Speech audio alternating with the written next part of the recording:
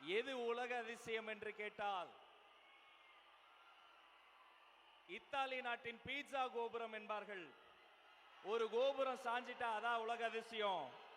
நான் சொல்வேன், கட்டி முடித்து 1000 ஆண்டுகள் ஆனாலும் அரை இன்ச்சு அசையாம மாசா கெத்தா நெஞ்சு நிமிர்த்தி நிற்கும் இந்த தஞ்சாவூர் பெரிய கோயில் கோபுரம் உலக அதிசயம். அந்த உலக அதிசய மண்ணான சோழ தேசத்தில் தர்மத்தாயின் தவ புதல்வர், தமிழக வெற்றி கழகத்தினுடைய வெற்றி தலைவர் உங்களை சந்திக்க வந்திருக்கிறார். இந்த நிகழ்வில் வரவேற்பு சொல்வதற்காக 32 ஆண்டு காலம் அன்று ரசிகனாய் இன்று தொண்டனாய் தஞ்சை மண்ணின் மைந்தனாய் இருக்கிற அன்பு சகோதரன், தஞ்சை மத்திய மாவட்ட கழக மாவட்ட செயலாளர் அண்ணன் ரா விஜய் சரவணன் அவர்களை வருக வருக என வரவேற்கிறேன்.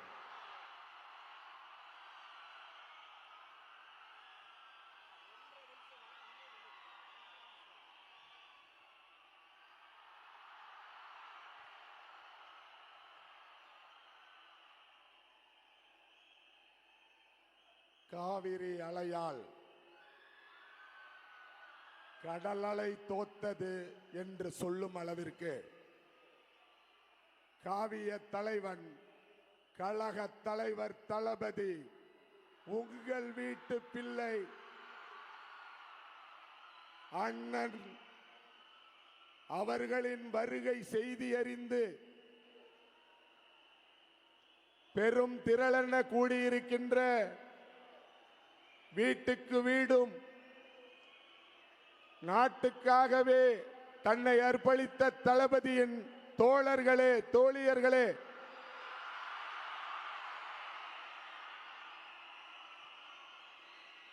தன்னுடைய உடல் பொருள் ஆவி அனைத்தும் இந்த தமிழகத்திற்கு மக்களுக்குத்தான் என்று தன்னை அர்ப்பணித்திருக்கக்கூடிய கழக தலைவர் அவர்களே, கழகத்தை கட்டுக்கோப்போடு வழிநடத்தும் கழகத்தின் பொதுச் செயலாளர் அண்ணன் ஆனந்த் அவர்கள் உள்ளிட்ட கழக தலைமை நிர்வாகிகளே, உங்கள் அனைவரையும் சோழ மண்டலத்தின் சார்பில் வருக வருக என வரவேற்பதில் நான் மகிழ்ச்சி அடைகிறேன். இன்றைக்கு நடந்திருக்கிற இந்த கூட்டம், இந்த நிர்வாகிகள் சந்திப்பு கூட்டமே ஒரு மாநாடு என்கிற அளவுக்கு இருக்கிறது என்று சொன்னால்,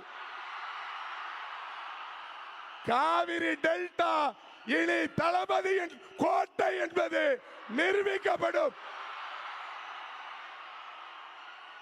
காவிரி கோட்டத்தின் 33 மாவட்டங்களிலும் இனி எந்த கட்சிக்கும் டெபாசிட் கூட கிடைக்காது.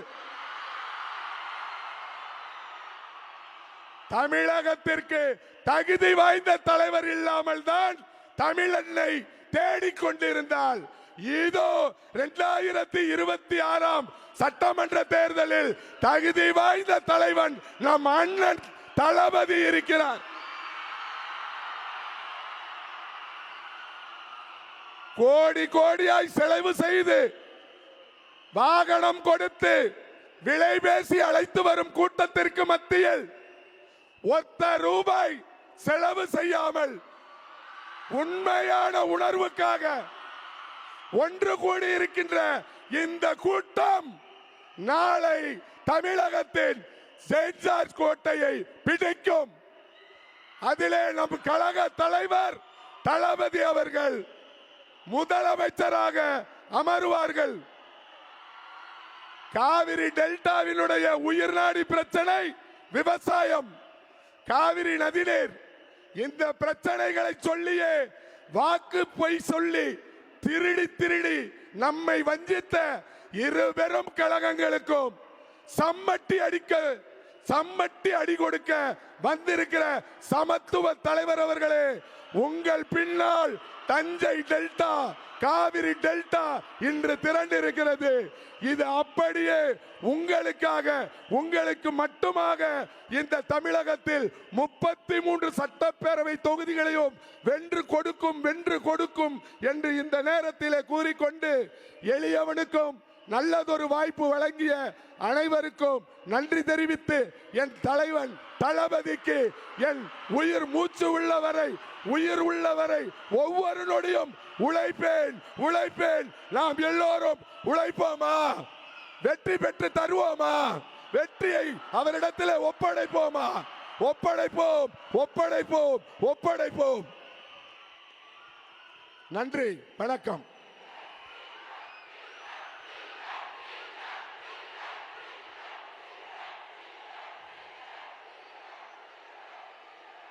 அண்ணன் அவர்களுக்கு நன்றி. நாம் அணிகிற ஆடை அணிகளை நாம கிடையாது. நிகழ்வு முடிந்தவுடன் கலட்டி வச்சிருவோம். ஆனா ஒவ்வொரு நாளும் ஒவ்வொரு வேளை உணவும் பாருங்க, உள்ள போய் ரத்தமா, ஆற்றலா, சக்தியா மாடி ஓட வைக்குது, உழைக்க வைக்குது, பேச வைக்குது, சிந்திக்க வைக்குது. அப்ப இந்த ஒவ்வொரு நாளும் ஒவ்வொரு வேளை உணவும் தரக்கூடிய வாழும் தெய்வம் என்றால் விவசாய பெருமக்கள் ஒருவர் தான் என்பதை பெருமையோடு இந்த மேடையில சொல்றோம். ஊருக்கே சோறு போடும் சோழ தேசமே,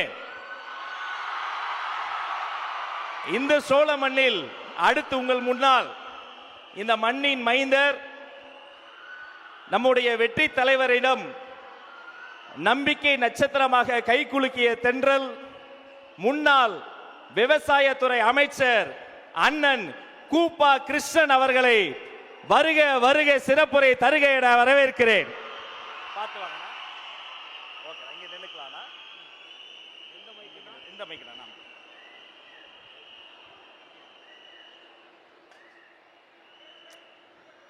கருங்கயர் கண்மலர்ந்து காவேரி பாடி வர,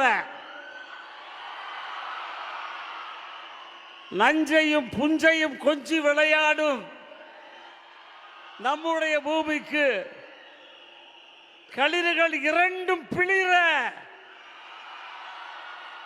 வெற்றி வாகை சூடி வந்திருக்கக்கூடிய நம் அன்புக்கினிய தலைவர் தளபதி அவர்களுக்கு என்னுடைய பணிவான வணக்கங்கள். இங்கே இருக்கக்கூடிய அனைவருக்கும் மீண்டும் என்னுடைய வணக்கத்தை தெரிவித்துக் கொள்ளுகிறேன்.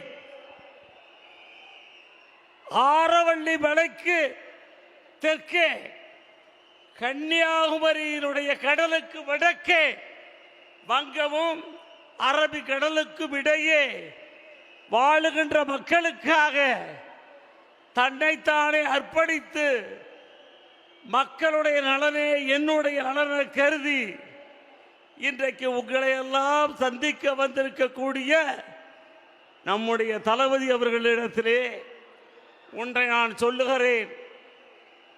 உலக வரலாற்றிலே மட்டுமல்ல, கடலிலே பிறந்து கடலிலே வாழ்ந்து தன் கதையை முடித்துக் கொள்ளக்கூடிய விவசாயி, அந்த விவசாய பெருங்குடி மக்கள் வாழுகின்ற இந்த தரணிக்கு நீங்கள் வந்திருக்கிறீர்கள்.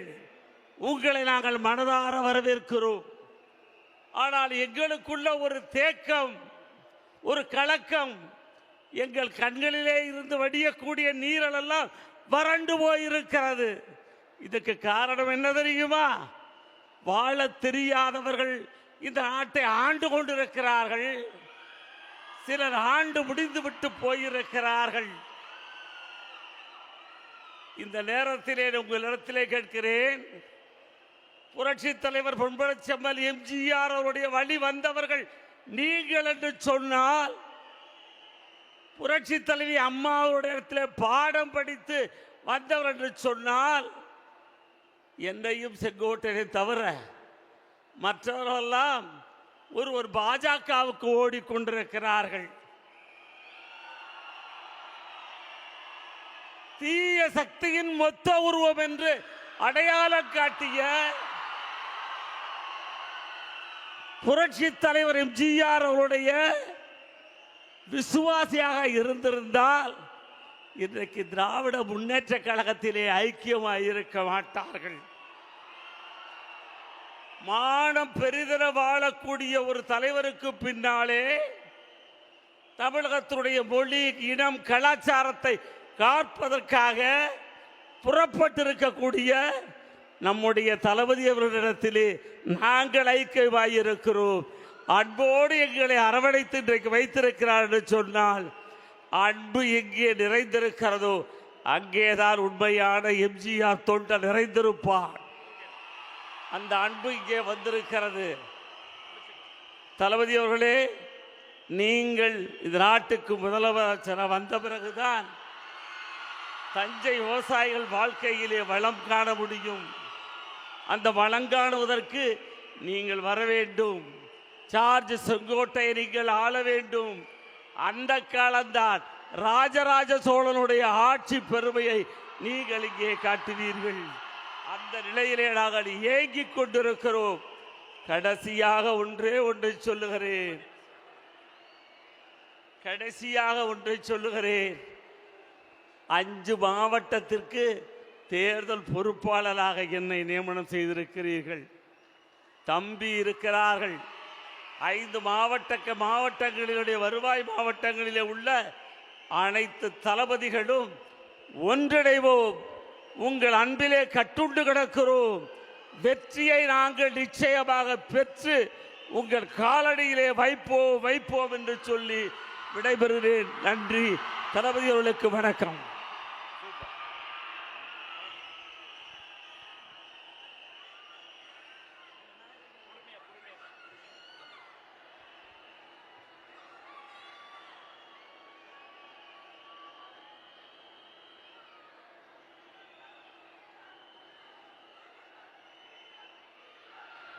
ஹலோ,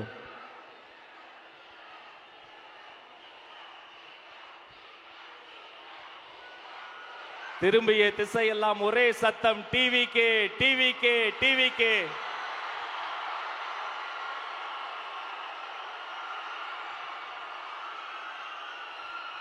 சோழ தேசமே வெற்றி வணக்கம். தாய் பிள்ளை உறவம்மா உனக்கும் எனக்கும். இனி அடுத்த சில நிமிடங்கள் அனல் பறக்கும். உலக தமிழர்களின் உள்ளங்களிலும் இல்லங்களிலும் ஒரே பேர் ஒலிக்கும். இதோ சோழ மண்ணில் தமிழக வெற்றி கழகத்தின் வெற்றி தலைவரே, தர்மத்தாயின் தவ புதல்வரே, வருக வருக வருக.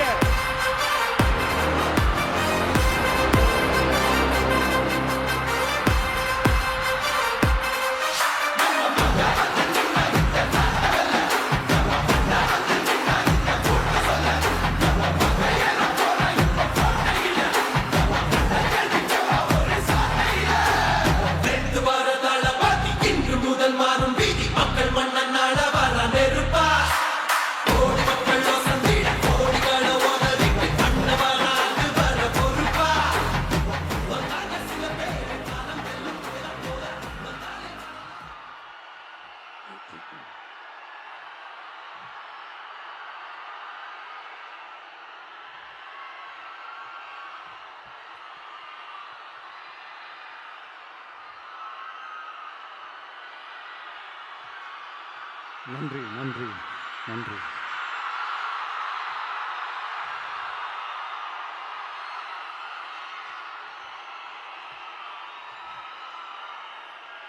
நான் போன மீட்டிங்கில்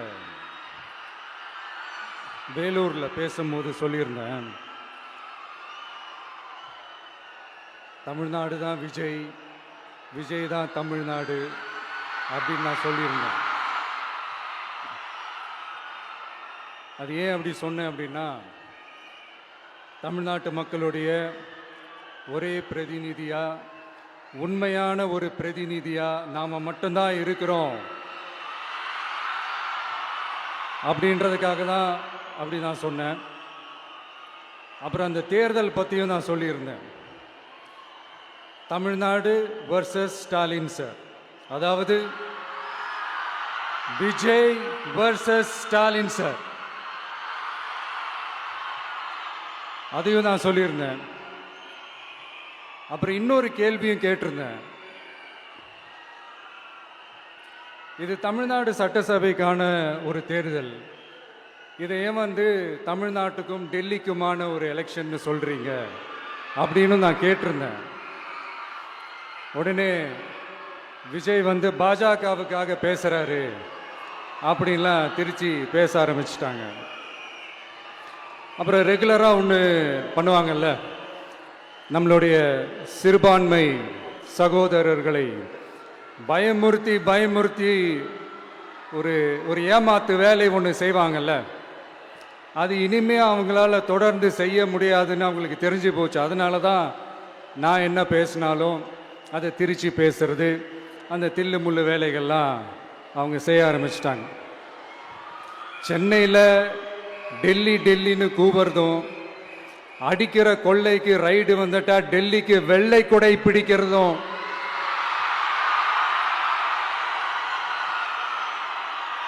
இதெல்லாம் யாருன்னு உங்களுக்கே நல்லா தெரியும்.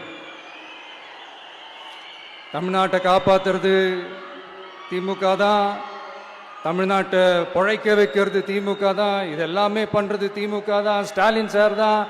இதெல்லாம் ஒர்க் அவுட்டே ஆகாது பாஸ்.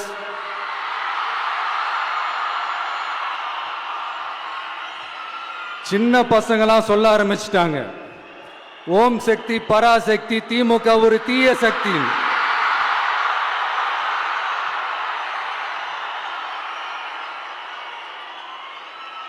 அதனால இந்த தமிழ்நாடு இன்னொன்று வேற ஒன்று சொல்றாங்க. அது என்னடான்னா, தமிழ்நாட்டு அணி டெல்லி அணியா.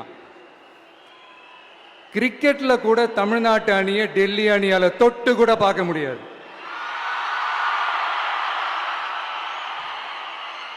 அப்படி இருக்கும்போது கிரிக்கெட்லயும் விசில போடுறது தமிழ்நாடு தான். சிஎஸ்கே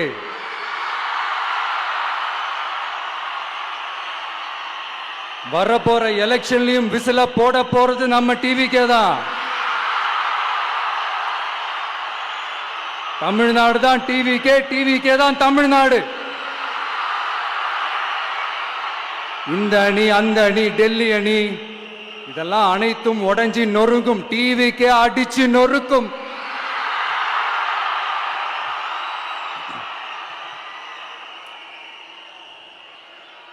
எனக்கும் என்னுடைய மக்களுக்கும் நடுவுல வேற யாராலையும் உள்ள நுழையவே முடியாது. இது ஒரு அம்மா பையன் உறவு, அப்பா புள்ள உறவு, அண்ணன் தங்கச்சி உறவு, அண்ணன் தம்பி உறவு, அக்கா தம்பி உறவு. இது சும்மா ஒரு எலெக்ஷனுக்கு வந்த உறவு அப்படின்னு நினைச்சிடாதீங்க. இது இயற்கையாகவே அமைஞ்ச உறவு. இது எவ்வளவு டீப்பான உறவுன்றது நான் உணர்ந்திருக்கிறேன். அதே மாதிரி நம்ம தமிழ்நாடு மக்களும் இதை உணர்ந்து இருக்கிறாங்க. இன்னும் சிம்பிளா சொல்லணும்னா, மற்றவங்களுக்கு வேணா இது எலெக்ஷன், ஆனா எனக்கும் என்ன நேசிக்கிற மக்களுக்கும் it is an emotion.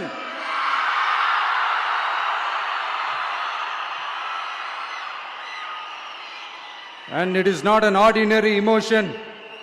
It is a powerful oceanic emotion.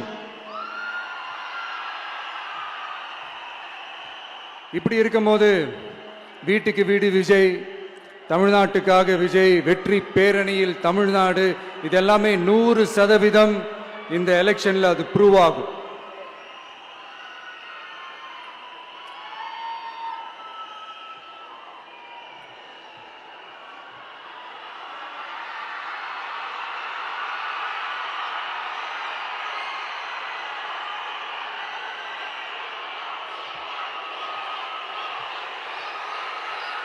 நீங்க எல்லாரும் எனக்கு இன்னொரு உறுதிமொழியை ஒன்று கொடுக்கணும்.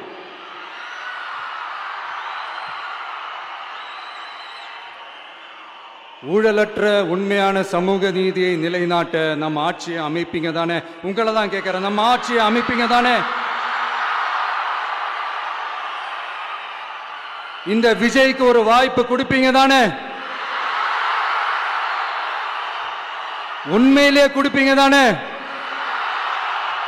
இந்த விஜய நம்புறீங்க தானே?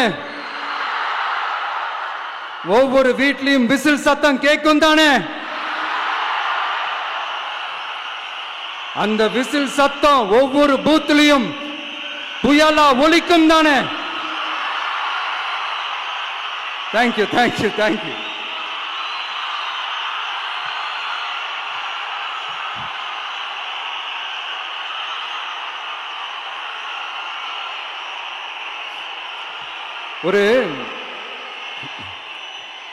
ஒரு டாக்டர் இருக்காருன்னா நாம் எப்போ அவரை பற்றி யோசிப்போம்? இப்போ நமக்கு ஏதாவது உடம்பு சரியில்லை அப்படின்னா அவரை யோசிப்போம், அவர் ஞாபகம் வரும். அது மாதிரி நமக்கு ஏதாவது ஒரு பிரச்சனை அப்படின்னா ஒரு வக்கீலை தேடிப்போம், அவர் ஞாபகத்துக்கு வருவார். இது மனித இயல்பு. அந்தந்த பிரச்சனை வரும்போது நம்ம அவங்கவுங்கள தேடி போவோம். ஆனால் ஆன் அ டெய்லி பேசிஸ் நம்ம சும்மா சாப்பிடும் போது கூட நம்மளை அறியாமல் ஒருத்தவங்களை பற்றி நினைப்போம், நம்மளை அறியாமல் அவங்களுக்கு நாம் நன்றி சொல்லுவோம். அந்த மதிப்பிற்குரிய அந்த மனிதர்கள் வேற யாரும் இல்லை, விவசாயி விவசாயி விவசாயி.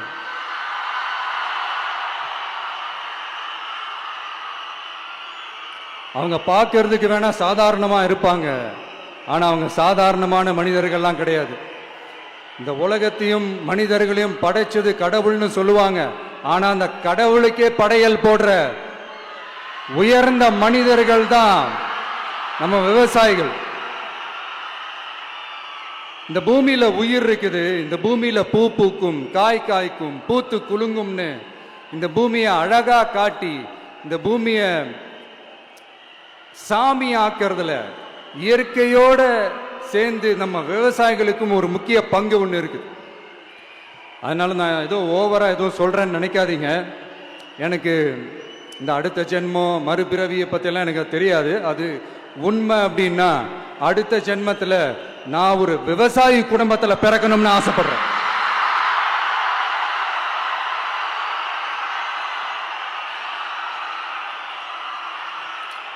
எனக்கு விவசாயத்தை பற்றி டீட்டெயில்டாக தெரியாது தான், நான் ஒத்துக்கிறேன். அதனால மற்றவங்க மாதிரி நானும் டெல்டாக்காரன் தான் அப்படின்னு உங்க காதுல டால்டா ஊத்தலாம் நான் வரல. எனக்கு விவசாயத்தை பத்தி டீட்டெயில்டா தெரியலனா கூட அவங்க படுற கஷ்டங்களை பத்தி எனக்கு நல்லாவே தெரியும். நம்மளுடைய முதல் அரசியல் பயணம் தொடங்கினதே அந்த பரந்தூர் விஷயத்தை கையில் எடுத்து தான். அதனால நம்மளுடைய இந்த ஆட்சி அமைஞ்சதும் தீர்க்க வேண்டிய முக்கியமான பிரச்சனைகள்ல நம்மளுடைய விவசாய பிரச்சனைகளும் ஒன்று. முதல்வர் அவர்களுக்கு இந்த மாதிரி நீங்க அது செஞ்சிட்டேன் இது செஞ்சிட்டேன் அப்படின்னு நிறைய பெருமையா சொல்லிக்கிறீங்களே, ஒரு அடிப்படை ஒரு பிரச்சனையை பத்தி ஒன்று பேசுவோமா? கொஞ்ச நாளைக்கு முன்னாடி ஐநா சபை ஒரு ரிப்போர்ட் ஒன்று வெளியிட்டு இருந்தாங்க. அது கூட தினத்தந்தி நியூஸ்ல கூட வந்துச்சு. உடனே கூகுள் பண்ணி எதுவும் தேடாதீங்க, உங்க ஏஜென்சி வச்சு எதுவும் சர்வே கிருவே எடுக்காதீங்க. எதுக்கு உங்களுக்கு சிரமம்? நானே என்னன்னு சொல்றேன். தண்ணீர் திவால் அப்படின்ற அந்த தலைப்புல தண்ணியே இல்லாம திவால் ஆக போகுது அப்படின்ற அந்த கட்டுரை படிக்கும் போது உண்மையிலேயே மனசுக்கு ரொம்ப பகீர்னு இருந்தது. இந்தியாவிலேயே அது முக்கியமா நம்ம தமிழ்நாட்டில் இன்னும் கொஞ்ச காலத்திலேயே தண்ணியே இல்லாம திவாலாக போகுதான். அதுக்கு காரணம் நிலத்தடி நீரை பாதுகாக்காம விட்டது தான் காரணமா. மண்ணையும் மணலையும் கொள்ளையடிச்சா பின்ன வேற என்ன நடக்கும்? மலைகளை முழுகினா பின்ன வேற என்ன நடக்கும்? கனிம வளங்களை கொள்ளையடிச்சா பின்ன வேற என்ன நடக்கும்? இந்த மணல் கொள்ளையில ஈடுபட்டவங்களை மேல நீங்க சரியா நடவடிக்கை எடுக்கலன்னு அது போதுமானதாக இல்லை அப்படின்ட்டு சென்னை உயர்நீதிமன்றம் சொன்னிச்சே, மறந்துட்டீங்களா?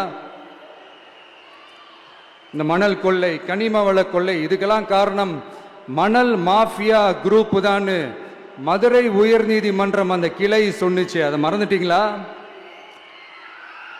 இந்த மணல் மாஃபியா குரூப்புக்கு ஆதரவு அளிக்கிறது யாரு? உங்க திமுக கவர்மெண்ட் தானே.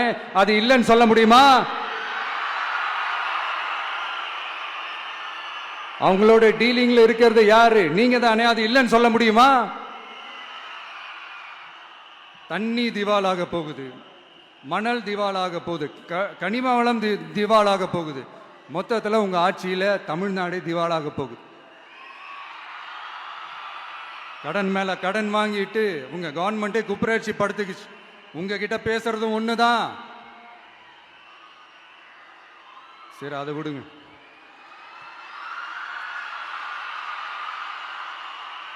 நம்ம விவசாயிகள் கஷ்டப்பட்டு விளைய வச்ச அந்த நெல்லெல்லாம் மழையில் நனைஞ்சி வீணா போச்சே. டெல்டாக்காரன்னு சொல்லிக்கிற நீங்க அதை எதாவது கவனிச்சிங்களா? அவங்களுடைய போராட்டம் எதுக்காவது கூட போய் நின்றுக்கிறீங்களா? கூண்டாஸில் மட்டும் போடுவீங்க. இதானே உங்களுடைய அந்த சாதனை. பரந்தூர் பிரச்சனை உங்களுடைய உண்மையான நிலைப்பாடு என்ன? மேல்மா விஷயத்தில் உங்களோட உண்மையான நிலைப்பாடு என்ன? தமிழகத்தில் இருக்கிற எல்லா ஆறுகளையும் இணைப்போம், இந்தியாவிலேயே நாங்கள் தான் அதை பற்றி ஃபர்ஸ்ட் யோசித்தோம் அப்படின்னு பெருமையாக சொல்லிக்கிற இந்த திமுக கவர்மெண்ட் அவங்களுடைய நாக் என்னன்னு சொல்லவா? இந்த மாதிரி பெரிய பெரிய திட்டங்கள்லாம் ஆட்சிக்கு வந்த உடனே செய்ய மாட்டாங்க. அந்த ஆட்சி முடிகிற டைமில், அந்த கடைசி 6 மாதம், அந்த 1 வருஷம், அந்த 1.5 வருஷத்தில் அதுக்கான திட்டத்தை கொண்டு வருவாங்க, அதுக்கான அடிக்கலை நாட்டுவாங்க. அதுக்கப்புறம் எலெக்ஷன் வரும், தோத்துருவாங்க. கேட்டால் எங்கள் ஆட்சி தான் முடிஞ்சிருச்சே அப்படின்னு நாடகம் ஆடுவாங்க. இல்லை, நான் தெரியாமல் தான் கேட்குறேன். மக்கள் மேலே உங்களுக்கு உண்மையிலே அந்த அக்கறை இருந்துச்சுன்னா ஆட்சிக்கு வந்த உடனே இந்த மாதிரி பெரிய பெரிய திட்டங்கள்லாம் ஸ்டார்ட் பண்ண வேண்டியது தானே. அதனால் ஆட்சி முடியும் போது அடிக்கல் நாட்டுறது. ஓட்டுக்காக என்னென்னலாம் பேசுவீங்க, ஆனால் மக்கள் இதெல்லாம் நம்புறதுக்கு அவங்க ஏமாளிங்க நினச்சிங்களா? மக்களே, நம்மளுடைய ஆட்சி அமைஞ்சதும் இந்த மாதிரி பெரிய பெரிய திட்டங்கள்லாம் உடனே ஸ்டார்ட் பண்ணுவோம். அதை அந்த 5 வருஷத்துக்குள்ள அதை முடிக்கவும் ட்ரை பண்ணுவோம். ஸோ இப்படிலாம் நம்ம பேசினா காவிரி பிரச்சனையில் உன் கருத்து என்ன, முல்லை பெரியார் பிரச்சனையில் உன் கருத்து என்ன, இப்படிலாம் அதெல்லாம் பற்றி உனக்கு என்ன தெரியுமா அப்படின்னு கேட்க ஆரம்பிச்சிருவாங்க. ஐயா, உலக மகா மேதைகளே, ROV, ரிமோட்லி ஆப்ரேட்டட் வெஹிக்கிள், அதை வச்சு தண்ணிக்குள்ளேயே போய் அணைகளோட உறுதித்தன்மையை ஆராய்ச்சி பார்க்குற வரைக்கும் நான் எல்லாம் தெரிஞ்சுதான் வச்சிருக்கிறேன். ஒருத்தன் சைலண்டாக இருக்கான், அமைதியாக இருக்கான்னா உடனே அவனுக்கு எதுவுமே தெரியாதுன்னு நினச்சிடாதீங்க. சும்மா கருத்து சொல்லிக்கிட்டு கம்பு சுற்றிக்கிட்டு இருந்தால் எல்லாமே நடந்துருமா? நசன் பேசி அதை கேட்டு மக்கள் வெறுத்து போயிட்டாங்க.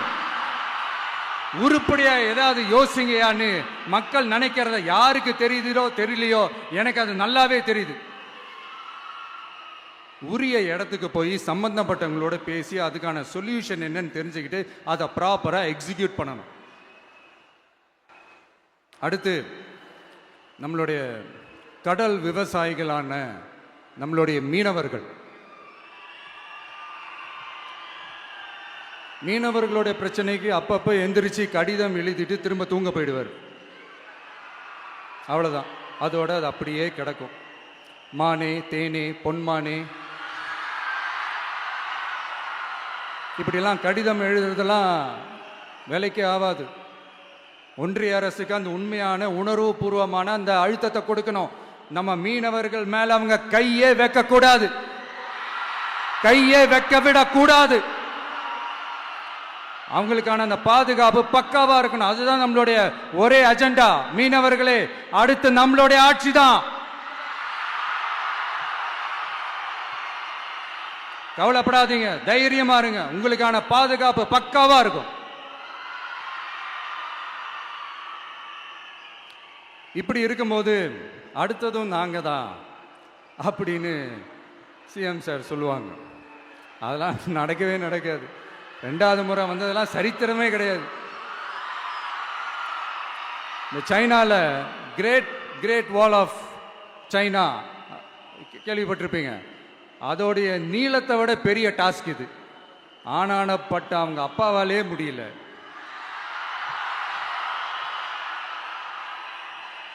நான் முன்னாடியே சொன்ன மாதிரி உரிய இடத்துக்கு போய் சம்பந்தப்பட்டவங்களோட பேசி அதுக்கான சொல்யூஷன் என்னன்னு தெரிஞ்சுக்கிட்டா அதை எக்ஸிக்யூட் பண்ணுறது தான் ஒரு தெளிவான அரசியல். சும்மா ஆறுதல் சொல்கிறதெல்லாம் தெளிவான அரசியல்லாம் கிடையாது.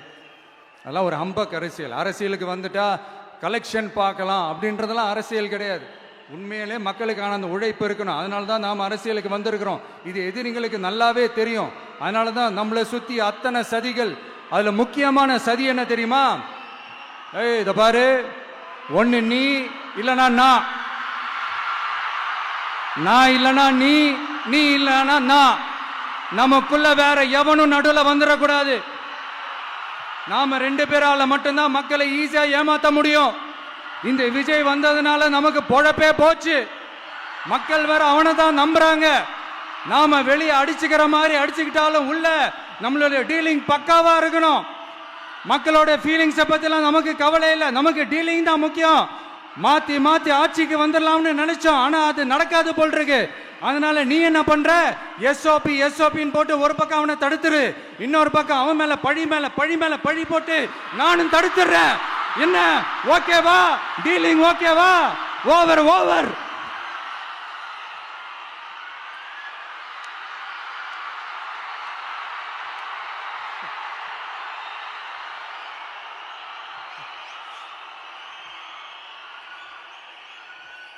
இல்லைங்க, உண்மையிலேயே சிரிக்கிறதா என்ன பண்றதுன்னு எனக்கு தெரியல. உண்மையிலே இப்படிதான் இருக்கு அவங்க டீலிங்லாம்.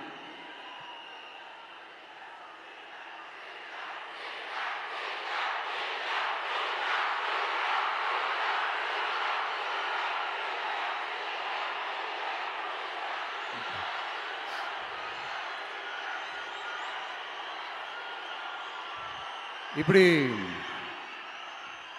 பழி மேல பழி போட்டு கரூர்ல ஆரம்பிச்சு நம்ம ஜனநாயகன் படம் ரிலீஸ் வரைக்கும். ஆனா அந்த ரிலீஸ் பிரச்சனையில நிறைய பேர் குரல் கொடுத்தாங்க.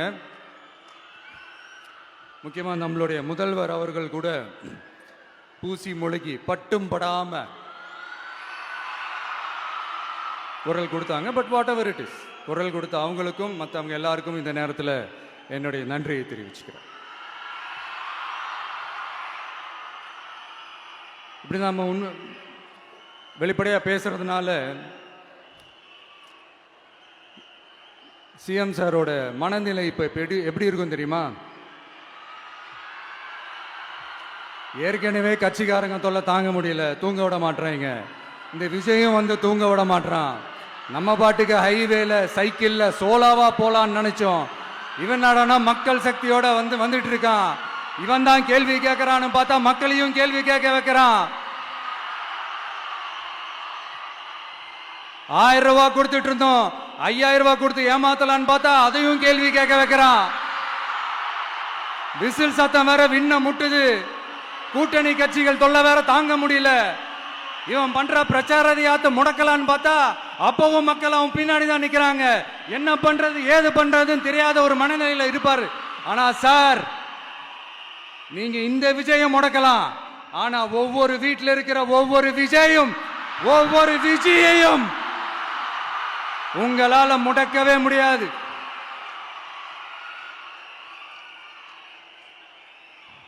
அவங்களாம் ஆல்ரெடி பிரச்சாரத்தை ஸ்டார்ட் பண்ணிட்டாங்க சார். வீட்லயே குடும்பமா இறங்குவாங்க பாருங்க பிரச்சாரத்துக்கு. அப்ப உங்களால மட்டும் இல்ல, எந்த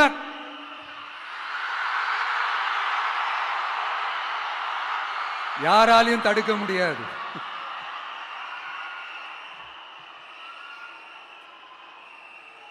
நம்ம டவுன் சவுத்துல ஒரு ஊர்ல உங்க அப்பாவுக்கு வெங்கல சிலை வைக்கணும்னு ட்ரை பண்ணீங்கல்ல, அதுக்கு சுப்ரீம் கோர்ட் என்ன சொன்னாங்க? மக்களோட பணத்துல யாருக்கு புகழ் பாட பாக்குறீங்க அப்படின்னு கேட்டாங்கல்ல. அதுக்கு என்ன அர்த்தம் தெரியுமா? ஊராம் வீட்டு நெய்யில உங்க வீட்டுக்கு ஸ்வீட் செய்யாதீங்க. எப்படி? ஊராம் வீட்டு நெய்யில உங்க வீட்டுக்கு ஸ்வீட் செய்யாதீங்கன்னு அர்த்தம். மக்களோட ஒரு அடிப்படை வாழ்வாதாரத்துக்கு ஏதாவது பிரச்சனைக்குன்னு கேட்டா நிதி சுமைன்னு சொல்றீங்க. செல வைக்கிறதுக்கு மட்டும் எங்கிருந்து சார் காசு வருது?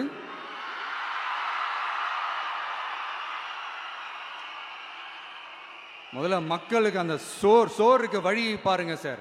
செல வைக்கிறத பத்திலாம் அப்புறமா யோசிக்கலாம். கேஸ் சிலிண்டருக்கு மானியமா 100 ரூபாய் தரேன்னு சொன்னீங்களே, என்னாச்சு? கரும்புக்கு ஆதார விலையா 4000 ரூபாய் தரேன்னு சொன்னீங்களே, என்னாச்சு? ரொம்ப நாள் கல்யாணமே ஆகாம இருக்கிற பெண்களுக்கு அவங்களுடைய கல்வி தகுதிக்கு ஏற்ப அரசு வேலை கொடுப்போம்னு சொன்னீங்களே, என்னாச்சு? இதெல்லாம் வெறும் சாம்பிள் தான். இதோட ஹைலைட் ஒன்று இருக்கு. மாநில அரசால முடியவே முடியாதுன்னு தெரிஞ்சுக்கிட்டோம், நாங்க வந்தா நீட்டை ஒழிப்போம். ஆகா ஆகா ஆகா ஆகா, எவ்வளவு பெரிய ஒரு மோசடி இது! கேட்டா நாங்க தான் முன்மாதிரி ஆட்சின்னு சொல்லுவாங்க. மோசடி ஆட்சி. மோசமானவங்களே முக்கியமானவங்க கேள்விப்பட்டிருக்கிறீங்களா? அந்த மாதிரி மோசடி ஆட்சியிலே முக்கியமான ஆட்சி இந்த திமுக ஆட்சி. மக்களே, மக்களை நேசிக்கிற விஜய் வேணுமா? மக்கள் விரோத ஆட்சி நடத்துற ஸ்டாலின் சார் வேணுமா?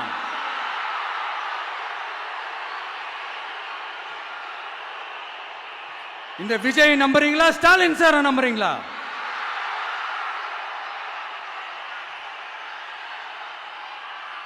இந்த சத்தத்துக்கு அர்த்தம் தெரியுமா சார்? ஸ்டாலின் தொடரட்டும் அப்படின்னு அர்த்தம் கிடையாது. தீய சக்தி திமுக ஆட்சி மறையட்டும், தூய சக்தி டிவிகே ஆட்சி வரட்டும்.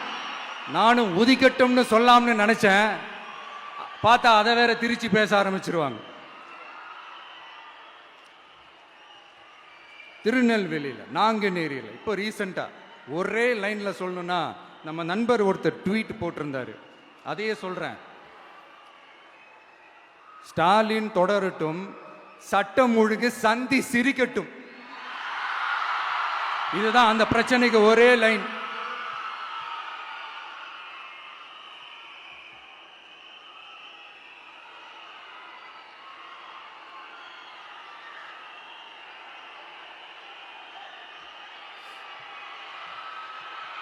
மக்களே, காஞ்சிபுரத்தில், வேலூர்ல எல்லாம் நம்மளோட விஷனை பத்தி சொன்னோம் இல்லையா? அதே மாதிரி இங்கேயும் சில விஷன்ஸை சொல்லணும். இது மற்றவங்க மாதிரி தேர்தல் வாக்குறுதின்னு சொல்லி ஏமாத்துறது கிடையாது. நம்மளை நம்புற மக்களுக்கு நம்பிக்கை தர்றது. நம்ம ஆட்சிக்கு வந்ததும் இதெல்லாம் செய்ய நடவடிக்கை எடுப்போம்னு சொல்றது. டெல்டா விவசாயிகள் சமீபத்தில் கூட உரத்தட்டுப்பாட்டை சந்திச்சிங்கல்ல. சில பேர் உரத்தை பதுக்கி வச்சு அதிக விலைக்கு விற்றதா நியூஸ்லாம் கூட வந்துச்சு. நம்ம டிவிக்கு ஆட்சி வந்ததும் உரத்தட்டுப்பாடு இல்லாம பார்த்துக்குவோம். 5 ஏக்கர் வரை நிலமுள்ள விவசாயிகள் வேளாண் கூட்டுறவு வங்கிகளில் வாங்கிய பயிர் கடன் முழுமையாக ரத்து செய்வதற்கும், 5 ஏக்கருக்கு மேல் உள்ள விவசாயிகள் வேளாண் கூட்டுறவு வங்கிகளில் வாங்கிய பயிர்க்கடன் 50% வரை ரத்து செய்வதற்கான சாத்திய கூறுகளை ஆராய்ந்து உறுதியாக நடவடிக்கை எடுப்போம். திமுக மாதிரி எல்லாருக்கும்னு சொல்லிட்டு அதுல தகுதி பிக்ஸ் பண்ணி பாகுபாடு காட்டி ஏமாற்ற மாட்டோம். எல்லாத்தையும் வெளிப்படையாக சொல்லுவோம். 2 ஏக்கர் வரை நிலமுள்ள விவசாயிகள் மற்றும் நிலமற்றவர்கள் குடும்பத்தில் யாரும் மாநில மற்றும் ஒன்றிய அரசு ஊழியராக இல்லாமல் இருக்கும் பட்சத்தில் அவர்களின் குழந்தைகளின் பொறியியல் மற்றும் மருத்துவம் உள்ளிட்ட தொழிற்கல்வி முதல் அனைத்து வகை படிப்புகளுக்குமான முழு செலவையும் அரசே ஏற்கும்.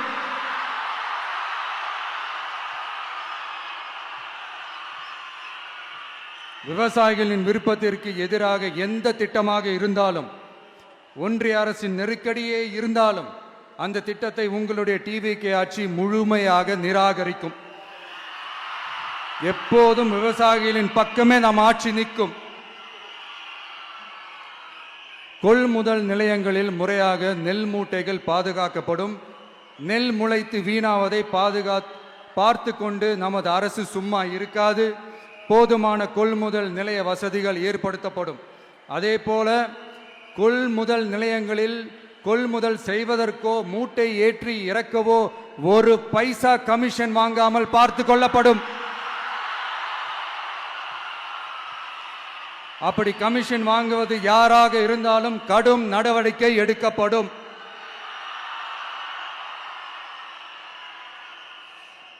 ஐநூறு ரேஷன் கார்டுகளுக்கு 1 ரேஷன் கடை என்ற வரையறை நிர்ணயிக்கப்படும். கிராமங்களிலும் எடையாளர் நியமிக்கப்படுவார். பெண் விற்பனையாளருக்கு பெண் எடையாளர், ஆண் விற்பனையாளருக்கு ஆண் எடையாளர் என்பது பின்பற்றப்படும்.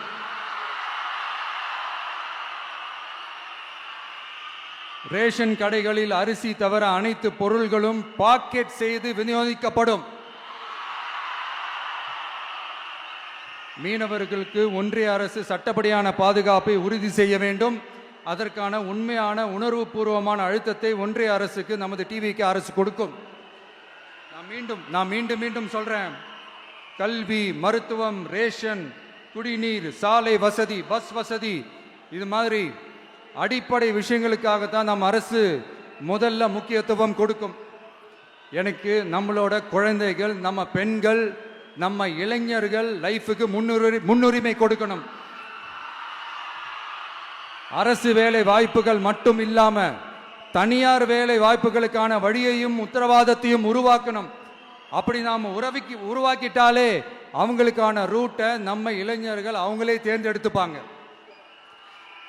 இத்தனை கோடி அத்தனை கோடி ஒப்பந்தம்னு சொல்லி விளம்பரம் மட்டும் செய்யாம உண்மையான ஒப்பந்தம் போட்டு வெள்ளை அறிக்கை வெளியிட்டு அதை செயல்படுத்தினாலே போதும், எல்லாம் தன்னாலே நடக்கும். இங்க என்னனையும் சொல்ல நினைக்கிறேன், இங்க அடுத்து நாங்க தான் நெஞ்சை நிமித்திரி கூவுற யாராச்சும் நாங்க ஊழலே செய்யாதவங்கன்னோ ஊழல் செய்யவே மாட்டோம்னோ நெஞ்சை தொட்டு மனசாட்சியோட சொல்ல முடியுமா? ஆனா நாம இன்னைக்கு இல்ல, ஆட்சிக்கு வந்ததுக்கு அப்புறமும் ஓப்பனா தில்லா கட்ஸா சொல்லுவோம், ஊழல் லஞ்சம் இல்லாத ஒரு ஆட்சியை கொடுக்க உண்மையா ட்ரை பண்ணாலே போதும், எல்லாம் தன்னாலே நல்லா நடக்கும்.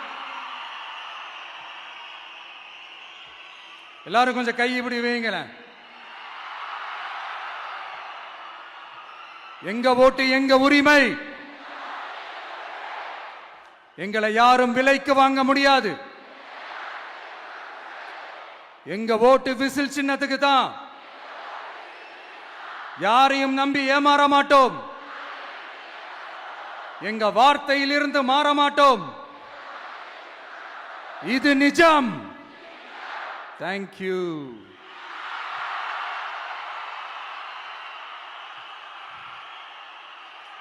என் நெஞ்சில் குடியிருக்கும் தஞ்சை மக்களே,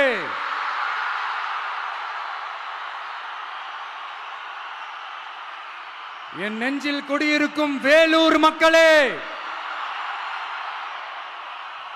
வேலூர்ல இதை நான் சொல்ல மறந்துட்டேன், சாரி. உங்களுக்காக இங்க நான் சொல்றேன், உங்களோட நான் இருக்கேன், நம்மளோட நம்ம மக்கள் இருக்கிறாங்க. இதுக்கு மேல என்ன வேணும்? கான்பிடென்ட்டா இருங்க, நல்லதே நடக்கும், வெற்றி நிச்சயம். மீண்டும் சந்திக்கும் வரை நன்றி, வணக்கம்.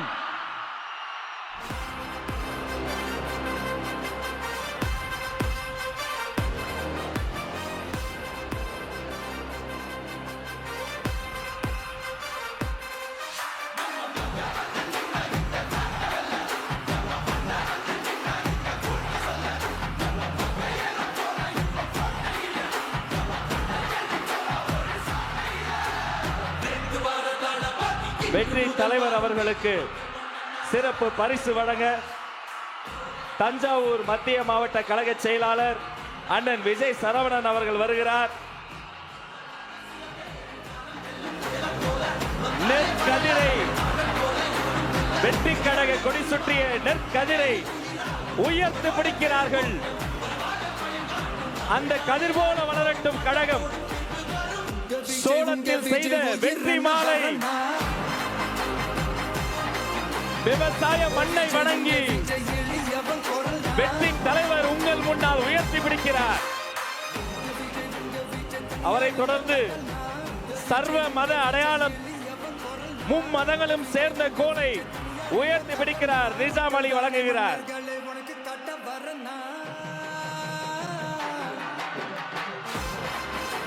அவரை தொடர்ந்து மதன் அவர்கள் வழங்கக்கூடிய வெற்றி கப்பல்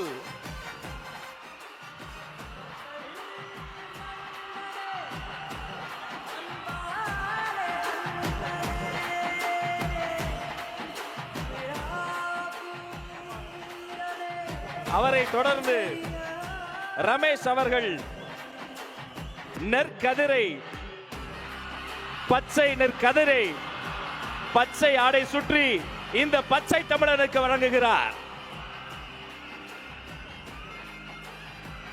அடுத்து வெற்றி தலைவருக்கு அண்ணன் பிரபாகரன் வெற்றி செங்கோலை வழங்குகிறார்.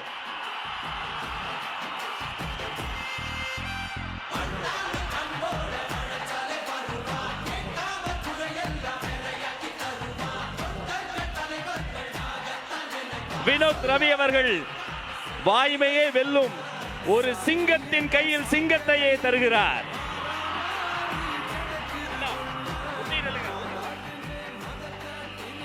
அசாருதீன் அவர்கள் தளபதி திருவுருவம் பொதித்த தளபதி உருவம் பதித்த செங்கோலை தருகிறார்.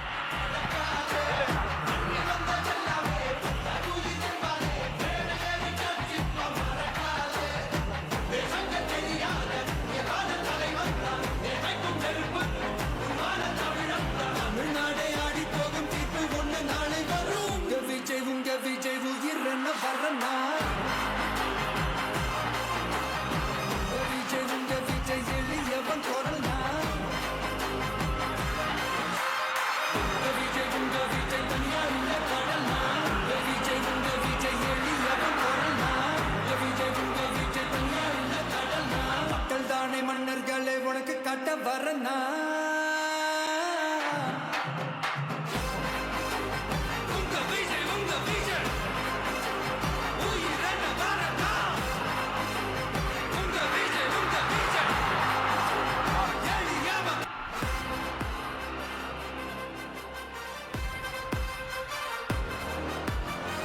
வெற்றி தலைவரின் வேண்டுகோள், தயவு செய்து யாரும் தலைவரின் வாகனத்தை பின்தொடர்ந்து வர வேண்டாம்.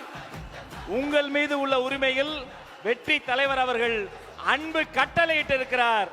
அவர் சொன்னதை செய்வோம். வெற்றி கனியை அவருக்கு பரிசளிப்போம்.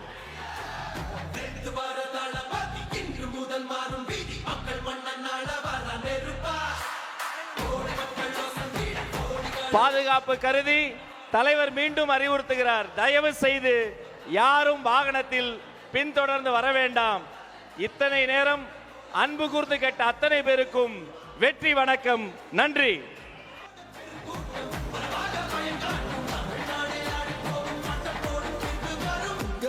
உங்க விஜய் உயிர் வரனா விஜய் உங்க விஜய் எளியவன் குரல்னா விஜய் உங்க விஜய் தனியால் இல்ல கடல்னா விஜய் உங்க விஜய் எளியவன் குரல்னா விஜய் உங்க விஜய் தனியால் இல்ல கடல்னா மக்கள் தானே மன்னர்களை உனக்கு கட்ட வரனா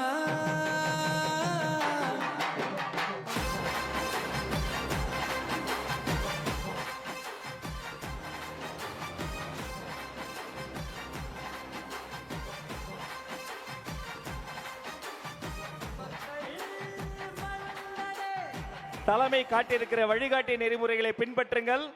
கவனமாக அனைவரும் கலைந்து வீடுகளுக்கு செல்லுங்கள். தயவு செய்து யாரும் பின்தொடர்ந்து வர வேண்டாம் என்பதை மீண்டும் ஒருமுறை தலைவரின் சார்பில் அன்பு வேண்டுகோளாக கேட்டு விடைபெறுகிறோம். நன்றி.